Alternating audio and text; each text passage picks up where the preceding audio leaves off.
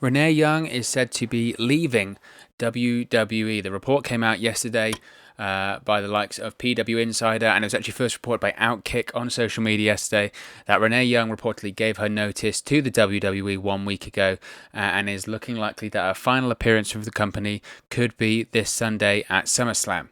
Now, Renee Young earlier this summer took some time away from WWE after testing positive for COVID-19. She, of course, came up publicly to disclose that. She's appeared via video for some WWE programming since then. She's recently revealed plans for her first cookbook, so she's been staying very, very busy. But you have to look at the career that Renee Young has had in WWE, and then I'll give you my thoughts on it. WWE first hired Renee Young in 2012. She has worked on several shows since then. She was the host of Talking Smack. I think that's what everyone really... Look, everyone's been a big fan of Renee Young for a very long time. You look at her work as an announcer on Raw, or work as prior to that, rather, an interviewer backstage on Raw. She's very, very good at what she does. But for me, it was really when she became the host of Talking Smack that I felt that she'd really gone up a level, showed personality as a host. It was just a great show, wasn't it? It was just a fantastic show. It was SmackDown had just moved to the USA Network. It went on Tuesday nights live, and it was the perfect contribution to that show and the perfect addition to that show. So obviously, massive fan of her since then, or was a fan of her prior to that. But I think that's when a lot of people really started to recognize how great Renee Young was. Of course, she was a cast member of Total Divas. Her relationship and marriage with Dean Ambrose, Jon Moxley was featured on there. From the last year till this year, she hosted FS1's WWE Backstage show until it was cancelled, of course, by the network. Renee Young also became WWE's first ever full-time female member of the Raw announce table starting in August 2018, before she was moved to SmackDown as a special contributor in October 2019 as part of SmackDown's move to Fox, and of course her transition into the WWE Backstage show on FS1. Now, of course, Renee Young is also married to AEW World Champion Jon Moxley. There's no news as of yet of where she's going next, but of course she'll have interest from lots and lots of media organizations. Now, again, as I mentioned, the story is that Renee Young gave her notice to WWE last week, and is suggested that, of course, she will be a part of SummerSlam this coming Sunday from the Amway Center in the ThunderDome. She will likely be a part of the WWE kickoff shows, hosting some interviews from that, but that could be her last date with the company. That's been since confirmed by Alex McCarthy over at TalkSport, that Renee Young's final appearance will be at WWE SummerSlam. Now, she also posted an Instagram story last week, potentially being an indicator of her decision to leave WWE. I never like to read too much into these sort of things, but it's worth mentioning. She put a story out last week saying, it was like a meme, saying, quote, "I know what I bring to the table, ... so trust me when I say I'm not afraid to eat alone." Interesting point there, interesting point. I don't know if this was necessarily a shot at WWE. Look, and I'll touch on it in a minute. She is, at this point in her career, she is way too overqualified to just be a backstage announcer on the show. No offense to the likes of Caleb Braxton and Charlie Caruso, but Renee Young at this point in her career is just on another level. In my opinion, she is the closest, and this is a big statement, but I do genuinely believe it's true. She's the closest we've got in terms of that iconic interviewer type figure that we've got since a Mean Gene Okerlund. Big words, I know, and some people might scoff at that, but I do really think that's the case, and I think she's worth more and she's better than just a backstage interviewer. You've seen her host shows like Talking Smack. You've seen her host shows like WWE Backstage. She offers so much. She's so talented, and it just shows that I think she realizes, look, WWE Backstage has been cancelled. Talking Smack got cancelled. There had been rumors that WWE were considering bringing it back. I don't know if they will or not. Personally, in my opinion, if WWE brings back Talking Smack as the SmackDown post show, because obviously they brought back Raw Talk, which airs after Raw every Monday night. If they bring back Talking Smack and they don't have Renee Young as the host, it's not Talking Smack. Because her and Daniel Bryan absolutely made that show. Obviously, you had the carousel of other people coming in, doing their promos, doing their segments, telling the stories, whatever. But the great thing about that show was the personality and the charisma of Renee Young with Daniel Bryan, their chemistry on screen, the way they reacted and bounced off each other. It was just a great show, and it really extenuated the angles and the stories that are being told on SmackDown at the time. I think that's why everyone looks back at SmackDown in 2016, that initial brand split once again on the USA Network. I think that's why people look back on it so fondly, because Renee Young and Daniel Bryan, after you had a good SmackDown with a great roster, you had a great follow-up show, and people just enjoyed their Tuesday nights, and it was a nice break of, at that point, prior to that, SmackDown had just been a nothing show for a long, long period of time. So she was an absolute crucial part of that. Obviously, look, people are going to say, where's she going to go next? And people are going to obviously say, well, she's going to go to AEW, right? She's got to go to AEW. She's Jon Moxley's wife. Why wouldn't she go to AEW? Look, she absolutely could go to AEW. I feel like they've got a Mean Gene Okerlund type figure at the moment in Tony Schiavone. Tony Schiavone does their sort of ramp interviews and interviews in the ring and that kind of stuff. I don't think Renee Young even likes being behind the announce table, so I don't think she'd come in to be a commentator or anything like that. And let's be honest, like, I don't even know if she needs to be in wrestling at this point. She has so much going on in her career, and she's had so many offers from so many different places in the past. It was reported a couple of years ago, ESPN were really interested in her. They wanted her to host SportsCenter. We know that she's had a history in presenting sports prior to WWE in Canada. She could go to ESPN. She could go to Fox Sports 1. Just the fact that Jon Moxley, her husband, is in AEW, I think she'll have, honestly, a near limitless amount of opportunities on the table for any major, just presenting company, but sports presenting company would want Renee Young to be anchoring their shows. She's just that good. When WWE, her last contract with WWE, which was around this time that ESPN were interested in her, WWE made a big play because they knew what they had in Renee Young. So I don't see. She might go to AEW. She absolutely could. And she might be the new Mean Gene figure for them, and Tony Schiavone might just do commentary. But I don't think it's as simple as other talents when, well, they're a wrestler, so if they leave WWE, they've got to go to AEW, right? No, I don't think that's the case in this one with Renee Young. I really don't think so. So I wouldn't be surprised in the slightest if she does get picked up just by FS1. She's obviously got great connections with Fox. I wouldn't be surprised if she gets picked up by the likes of ESPN, or she could go anywhere. She could do a cookbook. She might do anything. She's not limited to anything like a wrestler would be, and I think it's a massive loss to WWE. I think it's a huge loss to WWE. They're probably outside the commentators, just one of the biggest members of WWE's broadcast team, one of the fans' favorite broadcasters, to be honest. So the places she could go is absolutely limitless at this point.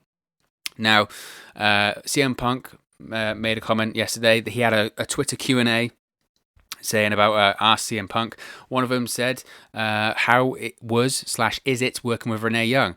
CM Punk said, quote, "Renee is the best. Super excited for her. Can't wait for the cookbook and the podcast, ... So it looks like Renee Young might have some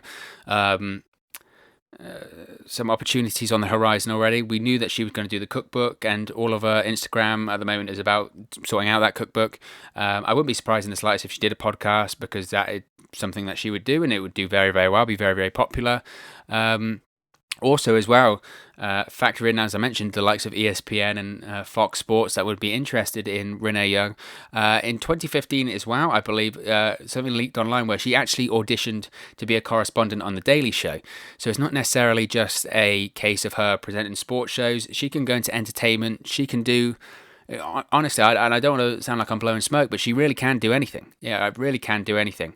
Now, CM Punk wasn't the only person to comment on Renee Young's upcoming departure from WWE. Paul Heyman the former executive director of Monday Night Raw, advocate for the Beast Brock Lesnar, chimed in on Renee Young's departure from WWE. He made a post on Instagram praising the work ethic and the talent of Renee Young. He said, quote, "I am, as many are, just hearing/reading the news that Renee Young will be pursuing other dreams outside of World Wrestling Entertainment. Besides changing her Instagram name, I can only imagine the plethora of projects running through this young lady's vivid imagination. Working with Renee has been an absolute pleasure. She always brought the very best in everyone she worked with, and I am forever indebted for her on-screen generosity and trust. I look forward to whatever projects she chooses to grace with her passion and personality, and thank her for the opportunity to work with such a professional." End quote. So, huge praise from Paul Heyman there. I think everyone that has said anything about Renee Young's upcoming departure has only said positive things for her, because that's all you can say. Because I can't imagine anyone, I've never heard of anyone criticize Renee Young for her politics backstage, her performance, her quality. She's very, very, very good and very talented at what she does, and it's a huge loss to WWE. The heir apparent for someone like a Renee Young, in my opinion, would be a Kathy Kelly, but she left WWE also. So it's interesting that a lot of these people are jumping ship and they're not getting pushed. It says a lot for what they feel is opportunities in the company, where they feel they can go. Look, she was on 2 shows and they both got taken away from her. Now, backstage, I don't think it's necessarily her fault. The ratings weren't great, and then the pandemic happened. These things happen. Talking Smack, that getting cancelled was an absolute farce. It was an absolute disgrace. I think the reason it got cancelled is because it always made news every single week. I don't think WWE paid it much attention when it first happened, and because of that loose nature, a lot of stuff was said, and then once Vince McMahon and the higher-ups started to find out about what was being said on Talking Smack, a lot of people got their feathers ruffled by people telling the truth, or people actually trying to tell stories. Can you imagine that in an entertainment company? But she's made a lot of history in WWE, and that shows her stature in the company and her position in the company. As I mentioned, she became the first woman to join the WWE Raw announce team full-time alongside Michael Cole and Corey Graves in September 2018. She was transitioned out of that position after 1 year. She admitted that she never felt comfortable while on commentary. She said, quote, "It was odd. I tried to come at it from a fan standpoint, but that doesn't always work. I felt misdirection about what my purpose was when I was out there," when she spoke to Alex McCarthy about that, which is very interesting. As I mentioned, she also hosts WWE Backstage on FS1. The ratings just were never there for that. And I don't blame Renee Young for that. I think the idea of FS1's, because you have to remember as well, FS1, WWE Backstage, was separate to WWE. That was a Fox entity. Hence why it had the return of CM Punk on there, because it had nothing to do with WWE. In the same way that you might have some NFL analyst shows on there, they really have nothing to do with the NFL. They're just analysing the NFL games, rather. So it's not produced by the NFL. It's produced by the broadcaster. It was produced by Fox.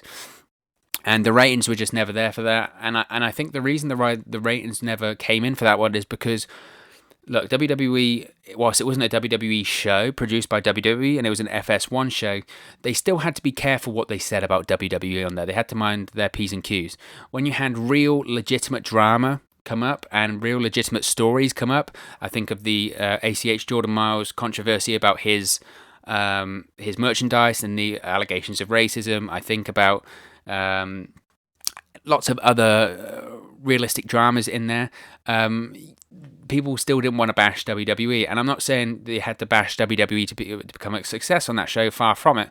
I just think that there was still an element of honesty that they couldn't do on there.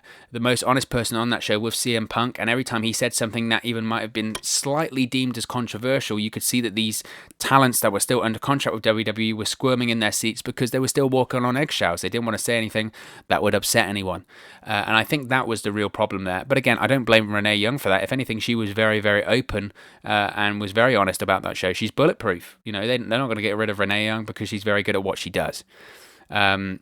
But unfortunately, the Fox executives opted to end WWE Backstage as part of its efforts to scale back production in June due to the COVID-19 pandemic. Yesterday also, Triple H had a conference call for NXT TakeOver 30 this Saturday on the WWE Network. Now, he was asked about Renee Young, and while he didn't confirm or deny the news, he did reflect on her contributions to WWE. He said, quote, "I won't comment on that status. I'll let Renee do that on her terms. But as far as her personally and as part of the WWE, it's been awesome. She has been a large part of this." And by that he's talking about referencing Renee Young, of course, before she worked in was on Raw or SmackDown. She's a big part of the NXT brand. Where she moved from being just a backstage interviewer to color commentary before moving to SmackDown and eventually joining the Raw announce team in 2018. She hosted previously all the kickoff shows and all of that sort of stuff for NXT. Triple H also added, "I've personally enjoyed working with her tremendously, and it's been awesome to see her do and attack different things within the company and try different roles. I thought she's done an amazing job with all of them. I'll let her handle the rest of it, but as far as her contributions, they've been awesome." Now, I saw some people criticizing Triple H for those comments, saying, "Well, why didn't he confirm or deny the news?" And because it's not his news to confirm or deny, it's for Renee Young to come out and confirm or deny the news.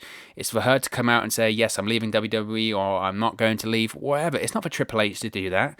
If he did come out and say, "Oh yeah, Renee Young's leaving, she's handed in a notice, she's going to leave at SummerSlam," people would be like, "Oh, Triple H, what a d-bag," and all this sort of stuff. No, he's trying to, as he said, he's letting Renee Young do it on her terms, and if anything, she's in WWE, she's deserved absolutely that. She also made more history in her WWE career. She made history when she joined Michael Cole and Corey Graves on commentary at Crown Jewel in 2018 and Super Showdown in 2019 in Saudi Arabia, obviously being the first woman being part of those Saudi Arabia shows on commentary. Again, it was controversial in the Middle East, controversial about her being a woman, which is so... don't get me started on those Saudi Arabian shows of WWE. I think the less said about them, the better. But as I mentioned, it's a major loss to the company.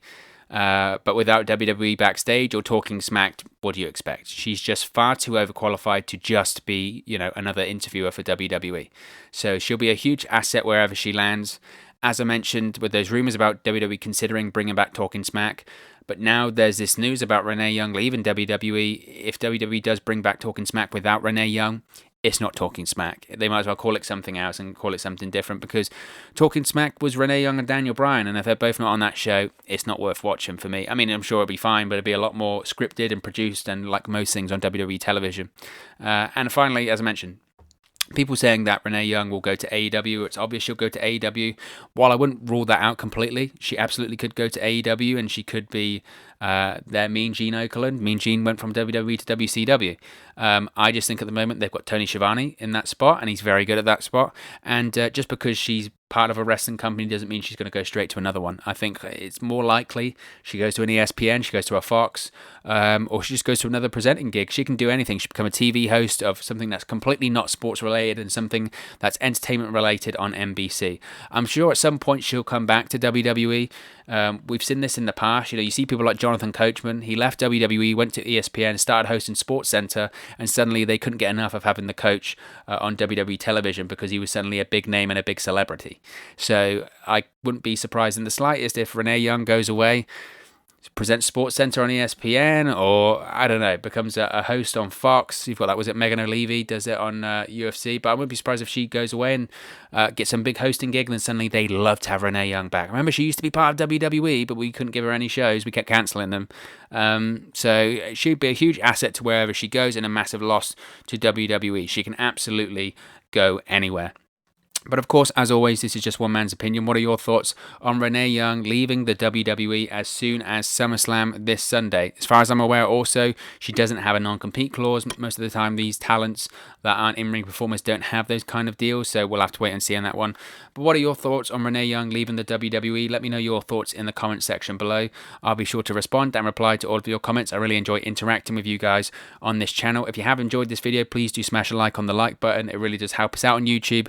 Go up the rankings and get into people's recommendation feeds on YouTube. But most importantly, if you haven't already, please do subscribe to Wrestle News 365. You can do that by clicking the bottom right hand corner of the screen right now, or if you wait a few seconds, there'll be a subscribe button at the end of this video, along with another video for you to watch. We're closing in on 700 subscribers. We're about 20 subscribers away from 700. So if you haven't already, please do subscribe to Wrestle News 365.